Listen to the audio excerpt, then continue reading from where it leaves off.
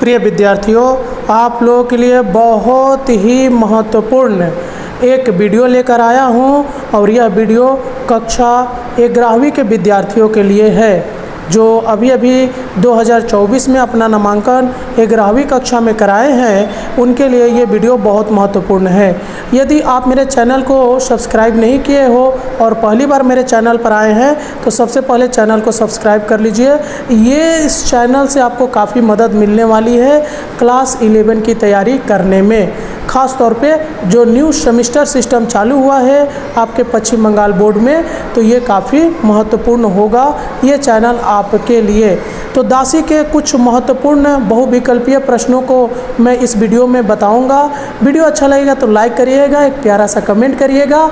मैं आपका एक कमेंट और एक प्यारा सा लाइक से काफ़ी ज़्यादा मोटिवेट होता हूँ, दूसरी वीडियो को लेकर आने को मेरे को हिम्मत मिलती है। तो चलिए हम लोग देख लेते हैं दासी, जिसके लेखक का नाम है जयशंकर प्रसाद। इसके कुछ महत्वपूर्ण बहुविकल्पीय प्रश्नों और उत्तर को देख लेते हैं। चलिए देखिए, आपका पहला प्रश्न है कि जयशंकर प्रसाद के जीवन और कार्यों पर आधारित कुछ महत्वपूर्ण एमसीक्यू। तो आप देख सकते हैं कि जयशंकर प्रसाद का जन्म कब हुआ था, तो 30 जनवरी 1890 में। जयशंकर प्रसाद के पिता का नाम क्या था, तो श्री देवी प्रसाद। जयशंकर प्रसाद ने कितनी उम्र में साहित्य लेखन की शुरुआत की थी, तो 9 वर्ष की उम्र में।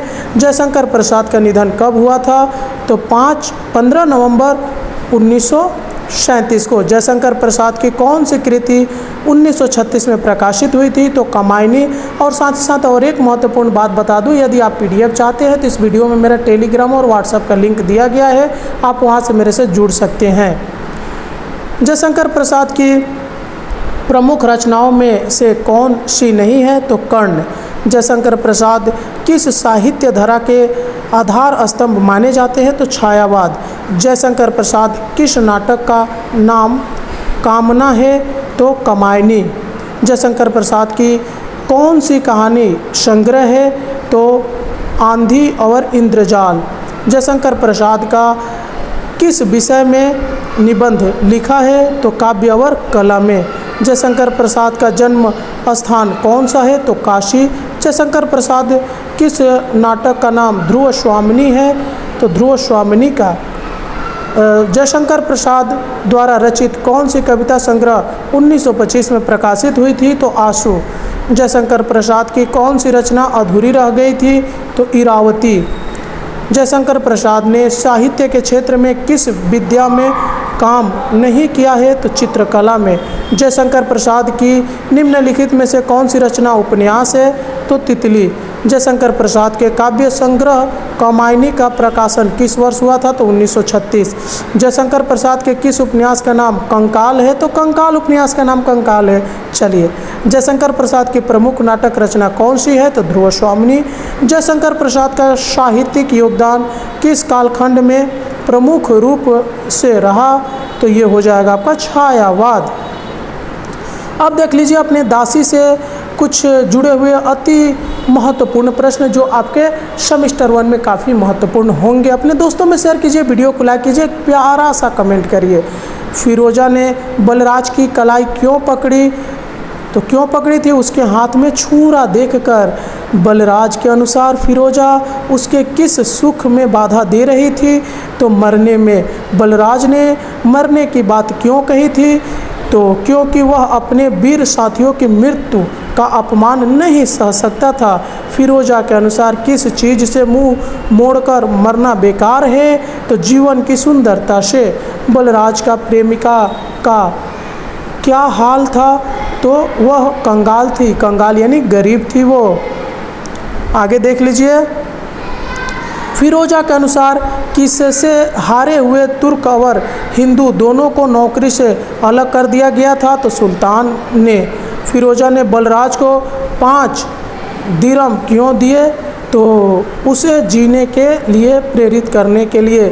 फिरोजा ने बलराज से क्या कहा कि वह मरने की जल्दी में क्यों है, क्योंकि वह उसे प्यार करती है। बलराज की धार्मिक भावनाएं और सामाजिक जीवन कैसे बटे हुए थे, तो दंभ और स्वार्थ से। दम्भ माने घमंड, स्वार्थ माने तो लालची समझ ही रहे होंगे आप।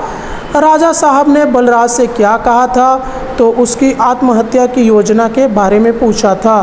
फिरोजा किस प्रकार की लड़की थी, तो अल्हड़ और चंचल थी। फिरोजा ने बलराज से क्या कहा कि सुख किसमें है, तो जीने में। बलराज ने फिरोजा से क्या कहा कि वह उसके सुख में बाधा दे रही थी, तो मरने में। बलराज किसकी गोद में सोने चले गए, वीर साथियों का शोचनीय अंत देख नहीं पाया, तो गजनी नदी। फिरोजा ने बलराज से क्या कहा कि वह मरने क्यों नहीं देगी, क्योंकि वह उसे प्यार करती है। बलराज ने अपनी प्रेमिका से क्या वादा किया था कि वह उसे अमीर बनाकर ब्याह करेगा। हर प्रेमी यही वादा करता है प्रेमिका से कि वह उसे अच्छे से रखेगा, उसको अमीर बना देगा। चलिए कोई बात नहीं, होता है। फिरोजा के भाई अहमद ने क्या वादा किया था, तो वह राजा साहब को 1000 सोने के सिक्के भेजेगा। बलराज ने छुरा क्यों फेंक दिया, क्योंकि फिरोजा ने उसे रोक लिया। फिरोजा ने बलराज से किसके बारे में पूछा, तो उसकी प्रेमिका के बारे में। फिरोजा ने बलराज को 5 दिरहम क्यों दिए, क्योंकि वह बलराज को जीने के लिए प्रेरित करना चाहती थी। बलराज को फिरोजा का किस चीज़ पर अभिमान था, तो उसके प्रेम पर। फिरोजा ने बलराज से कहा कि हिंदुस्तान में मरने के लिए क्या मिलेगा, तो कुछ भी नहीं मिलेगा। बलराज ने किस कारण से मरने की इच्छा जताई, वीर साथियों की मौत। फिरोजा ने बलराज को किस कारण से रोका, प्रेमिका के लिए। फिरोजा ने बलराज को क्या कहा कि वह उसे नहीं मारेगी, क्योंकि वह उससे प्यार करती है। बलराज ने फिरोजा से कहा कि उनकी धार्मिक भावनाएं कैसी है, तो बटी हुई है। फिरोजा ने बलराज को मरने की जल्दी क्यों नहीं दी, क्योंकि वह उसे प्यार करती थी। फिरोजा ने बलराज से क्या कहा कि गुलामी में रहने पर क्या नहीं है, तो रोना। बलराज ने फिरोजा के किस बात पर अभिमान करने की बात कही थी, तो धार्मिक भावनाओं पर। राजा साहब बलराज से क्या पूछते हुए आए, तो उसकी आत्महत्या की योजना के बारे में। राजा तिलक ने बलराज को क्या सलाह दिया कि हिंदुस्तान जाने की। राजा तिलक ने बलराज को क्या दिया था, तो एक थैली।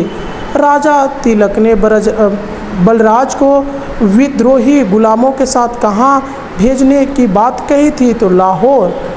फिरोजा ने राजा तिलक को किस बारे में पूछा था, तो अपने भाई अहमद के दिनारों के बारे में। राजा तिलक ने फिरोजा से क्या कहा कि वह उसको नहीं कुचलना चाहता, तो उसके हृदय को। राजा तिलक ने फिरोजा को अहमद से क्या समझाने को कहा, तो पंजाब में लूट मार न करने को। फिरोजा के हृदय में किस बात से कंपन हुआ, तो राजा तिलक के सवाल से। राजा तिलक ने फिरोजा से अपनी बहन के बारे में क्या कहा, वह उसकी स्थिति से अनजान है। राजा तिलक ने फिरोजा से अपनी बहन का नाम क्या बताया, तो इरावती। राजा तिलक ने फिरोजा से क्या अनुरोध किया था कि इरावती को खोजने का। फिरोजा ने राजा तिलक के हृदय में क्या देखा था, तो दर्द। फिरोजा ने गाने में क्या कहा था, वह एक जलती हुई दीपशिखा है। बलराज ने किस पर अपने पंजे को मारा, तो एक मंदिर पर। बलराज के बलिष्ठ पंजों से मंदिर का क्या हुआ, तो एक शब्द विलीन हो गया। बलराज ने क्यों सोचा कि उसे हिंदुस्तान जाना चाहिए, अपनी पीड़ा से बचने के लिए। बलराज ने फिरोजा से क्या कहा कि उसकी धार्मिक भावनाएं कैसी है, तो बटी हुई। राजा तिलक ने फिरोजा से क्या कहा कि उसकी आकांक्षा क्या है, तो सुख पाने की।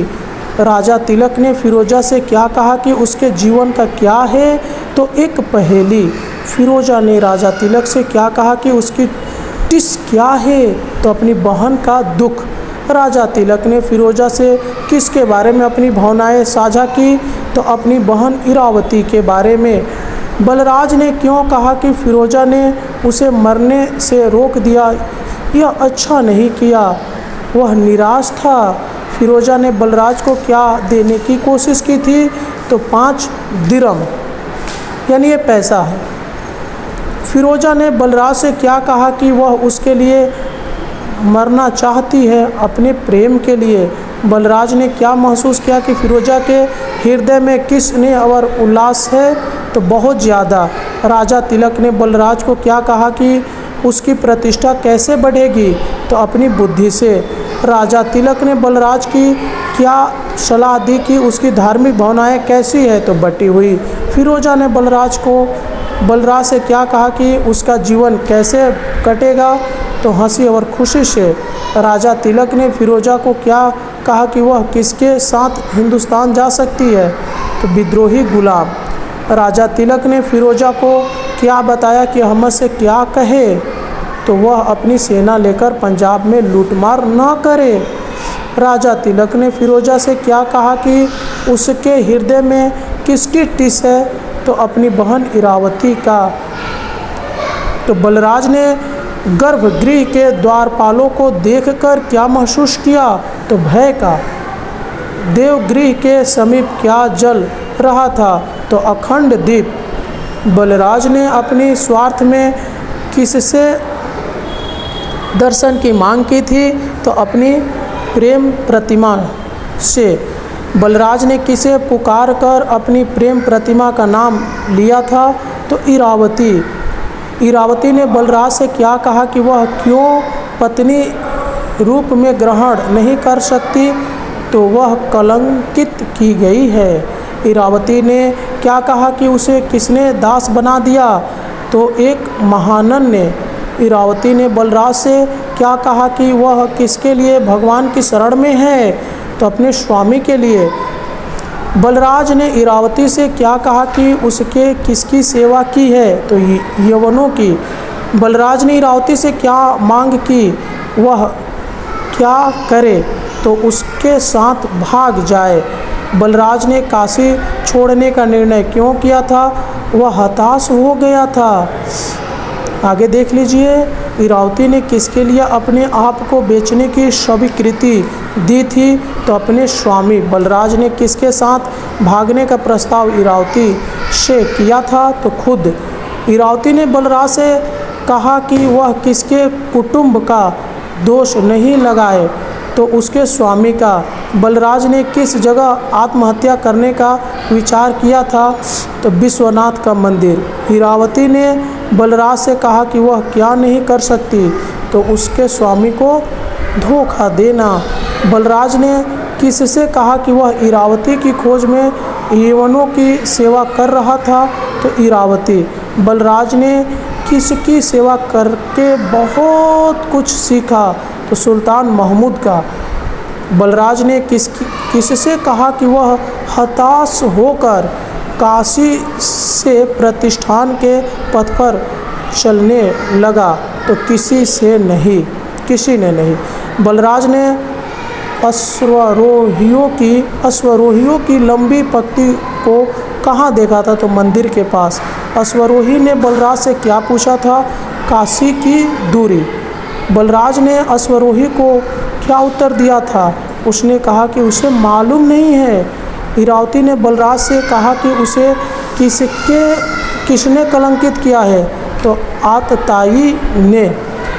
इरावती ने बलराज से कहा कि उसने अपने स्वामी को क्या लिखकर स्वीकार किया है, तो सभी कुत्सित कर्म करूँगी। बलराज ने इरावती से कहा कि उसने यवनों की सेवा क्यों की, तो इरावती को खोजने के लिए। इरावती ने बलराज से कहा कि उसने कितने दिरहम पर खुद को बेचा है, तो 500। बलराज ने किससे कहा कि वह अपने स्वामी का अहित नहीं सोचे कि, तो इरावती। इरावती ने बलराज से कहा कि उसे किसके साथ बेच दिया गया, तो महानन के साथ। बलराज ने किससे कहा कि उसने गजनी के सुल्तान की नौकरी क्यों की, तो इरावती के खोजने के लिए। बलराज ने किससे कहा कि उसने आत्महत्या क्यों नहीं की, तो इरावती के लिए। तो इस वीडियो में इतना ही। मैं इसमें लगभग 100 बहुविकल्पीय प्रश्नों का आपका वर्णन कर चुका हूं। आप इसे अपने कॉपी में लिख के रखिएगा। ये आपके पहले सेमेस्टर में काफ़ी महत्वपूर्ण प्रश्न होंगे। ये पार्ट 1 वीडियो है, बहुत जल्द मैं इसका पार्ट 2 वीडियो लेकर इस चैनल पे हाजिर हो जाऊंगा। चलिए मिलते हैं किसी और वीडियो में, तब तक के लिए जय हिंद।